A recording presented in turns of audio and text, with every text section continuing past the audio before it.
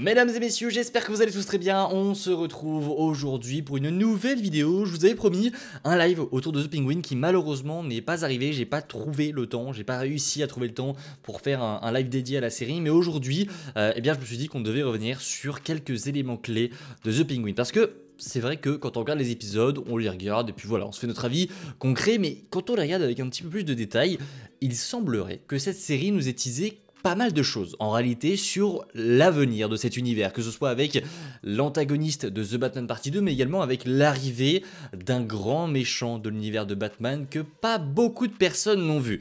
J'espère que cette vidéo va vous plaire, j'espère vraiment que vous allez kiffer un petit peu tout ça. Si c'est le cas, n'hésitez pas le petit like, le partage, l'abonnement, et j'ai envie de te dire que c'est parti. Et on commence avec une petite news officielle que je vais vous dévoiler avant de rentrer dans l'analyse de certains détails des épisodes de The Penguin. Je peux vous dévoiler que Matt Reeves a officiellement déclaré que dans The Batman Partie 2, Batman, enfin en tout cas Bruce Wayne, aura du mal à être Batman. Ça a été déclaré par Matt Reeves. Alors le pourquoi, c'est expliqué, c'est parce qu'en fait il se sentira responsable de ce qu'il s'est passé avec l'inondation de Gotham par du coup l'attaque du Riddler. Donc ça va être intéressant, je pense, dans The Batman Partie 2 de voir un Bruce Wayne qui n'arrive plus trop à être Batman, qui ne se sent plus légitime peut-être, je n'en sais rien, mais en tout cas qui va avoir du mal à endosser ce rôle de Batman après ce qu'il s'est passé.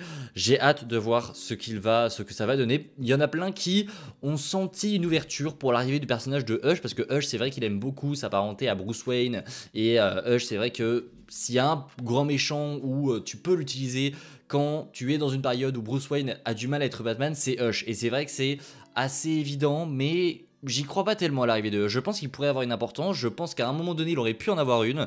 Il y a eu des rumeurs, il y a quelques mois, qui nous disaient que Hush aurait pu être dans le projet.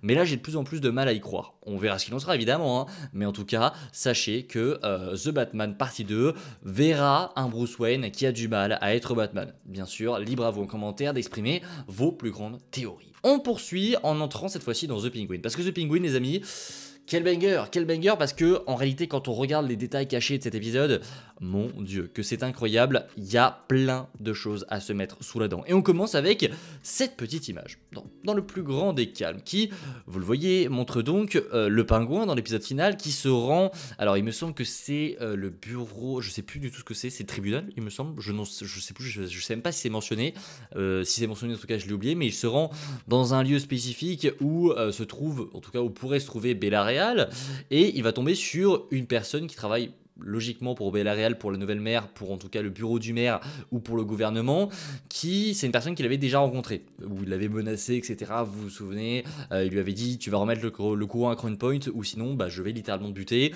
Là il revient, il veut voir Bellaria, ça n'est pas sur elle qu'il tombe, mais sur cette personne. Et en gros, ce qu'il faut retenir, je pense que vous l'avez peut-être déjà vu, c'est ce qu'il y a autour du pingouin sur l'image. Vous voyez ce qu'il y a autour, c'est une espèce de tapisserie, une tapisserie très intéressante qui n'a pas grand chose à voir avec la tapisserie qu'il y a autour, avec tous les décors qu'il y a autour, mais ça, ces formes-là, est-ce que vous les reconnaissez? C'est des formes de hibou. Des formes de hibou. Est-ce que vous commencez à sentir le truc? Évidemment qu'il s'agit de la cour des hiboux. Évidemment que c'est un teasing pour The Batman Partie 2 et que ça... Alors... il y en a plein qui pensent que c'est juste un hasard, juste une coïncidence, ça n'a aucun rapport. Non, c'est une évidence que c'est un teasing. Ils ont travaillé sur ça. Il y a des personnes qui ont travaillé spécifiquement pour faire ça. C'est une évidence. Ça, c'est volontaire. Et on a voulu nous montrer la cour des hiboux ici. Et je pense, ça fait naître tellement de théories en moi, j'ai hâte de vous en parler plus. Je pense que je ferai une grosse vidéo dédiée à la cour des hiboux, j'ai trop hâte de vous la dévoiler. Mais je pense très clairement ici qu'on voulait nous montrer un premier aperçu, en tout cas de nous affirmer que oui, la cour des hiboux arrive et elle est déjà en place. Et je pense même, et là on en parlera dans la vidéo théorie, mais que Bellaria en fait fait partie de cette cour des hiboux, parce qu'il y a eu plein de phrases dans The Batman Partie 1 où on se disait par exemple le mec a explosé là, je sais plus qui c'est, le procureur, il me semble que c'est le procureur qui avait la bombe autour du truc, autour du cou, qui était arrivé pendant l'enterrement donc du commissaire, c'était plus le commissaire, pas du tout, c'est pas le commissaire, bref, vous savez, celui qui était piégé, qui était dans sa voiture, etc. Batman essaye de le délivrer et il répond à des énigmes et avant de mourir il lui dit c'est carrément plus gros que ce que vous pouvez imaginer. Et cette phrase, elle est quand même restée en tête, et pour moi, ça n'était pas dédié à Falcon, mais c'était lié à la corruption de Gotham, parce que la cour des hiboux, selon moi, est déjà là, et elle a déjà corrompu une grande partie du gouvernement de Gotham. Et quel twist ça serait de voir que Bella Real, la nouvelle maire qui, dans The Batman Partie 1, te disait « Je suis celle qui va révolutionner Gotham, je veux redonner de l'ordre dans Gotham », qu'est-ce que ce serait comme twist de voir qu'en fait, Bella Real n'est pas une mère bienveillante, etc., qui veut ça, mais elle fait partie de la secte de la cour des hiboux. Ce serait... J'ai trop hâte. Et honnêtement, je pense qu'on aura ça. Parce que mine de rien, dans ce teasing, juste après, tu vois Bella Real. Elle apparaît d'ailleurs dans l'épisode de The Penguin, mais juste après, la scène d'après où Oz sort, tu vois que Bella Real arrive dans ce bureau.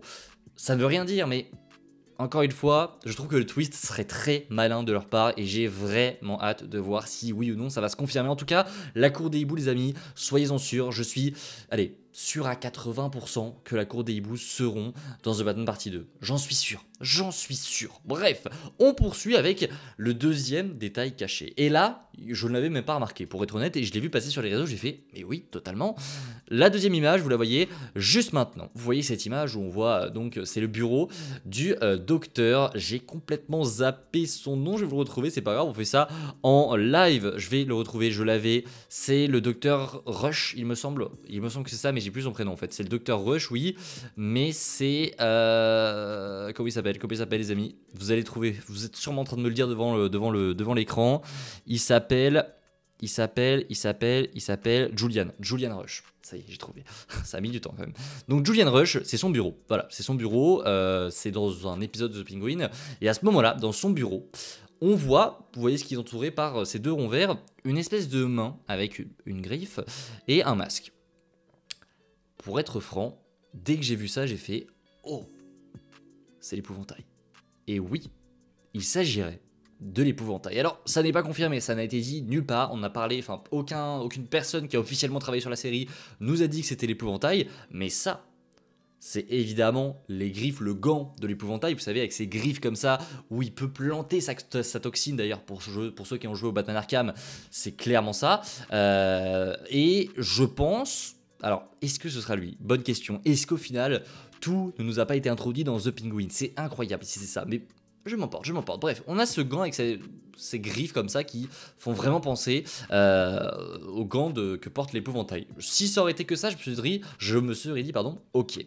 Par contre, là, à droite, on a un espèce de bout de tissu qui s'apparente au masque de l'épouvantail.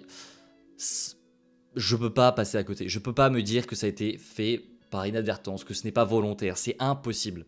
Comment est-ce que tu peux, dans cette même image, à quelques mètres, mettre deux gros indices qui feront penser aux fans que cette personne, c'est l'épouvantail? Ça n'a aucun sens. Si c'est involontaire, ça n'a aucun sens et c'est vraiment la plus grosse boulette du monde. On va pas se mentir, c'est vraiment le plus gros hasard de dingue du monde. Mais là, vous allez pas me dire que c'est clairement le cas, c'est clairement un teasing pour te dire que Julian Rush, celui qu'on voit, celui qui travaillait à Arkham, en plus ça collerait tellement bien avec le personnage. Il est pas fou, mais bon, il est pas fou, mais il en est pas loin quand même. Hein. Il a des délires un petit peu chelou avec Sophia, mais quand même, son job pourrait lui faire perdre la tête. Il a peut-être des ambitions qui sont cachées. Au final, le personnage reste très mystérieux, très en retrait dans The Penguin. Je pense vraiment qu'on t'a montré ici les débuts de l'épouvantail. Oh, qu'est-ce que ça serait? Ça serait une dinguerie, vraiment, ce serait une dinguerie les amis. Mais là, je vous le dis, en l'espace de quelques minutes seulement, en l'espace de quelques épisodes, on nous a peut-être teasé dans The Penguin l'arrivée de la cour des hiboux avec ça, et peut-être que même Bella Real serait corrompue, et l'arrivée de l'épouvantail. Mais j'en suis sûr, j'ai un autre point de vue à vous montrer, là on le voit beaucoup mieux. Là vous voyez cette griffe, c'est clairement ça, et ce masque, ce bout de tissu... qui n'a rien à faire là en soi, hein, mais je suis convaincu que c'est l'arrivée de l'épouvantail. Bref, j'espère que cette petite vidéo vous a plu. Si c'est le cas, comme d'habitude, le petit like, le partage, l'abonnement. N'hésitez pas en commentaire à me dire ce que vous pensez de tout ça. Est-ce que vous, de votre côté, vous pensez que c'est un teasing pour l'épouvantail? Est-ce que vous pensez que voilà, la cour des hiboux est teasée ici? J'attends de savoir tout ça. Et d'ici là, eh bien, je vous souhaite évidemment une bonne fin de journée. Et je vous dis à demain, 17 h, pour une nouvelle vidéo qui va sûrement être très cool. Alors, je tourne cette vidéo en avance, mais du coup, je sais pas quelle est la prochaine. Mais bref, on verra bien. Je vous dis à très vite. C'était Spidey. Prenez soin de vous. C'est toujours le plus important, les amis. Allez, ciao tout le monde.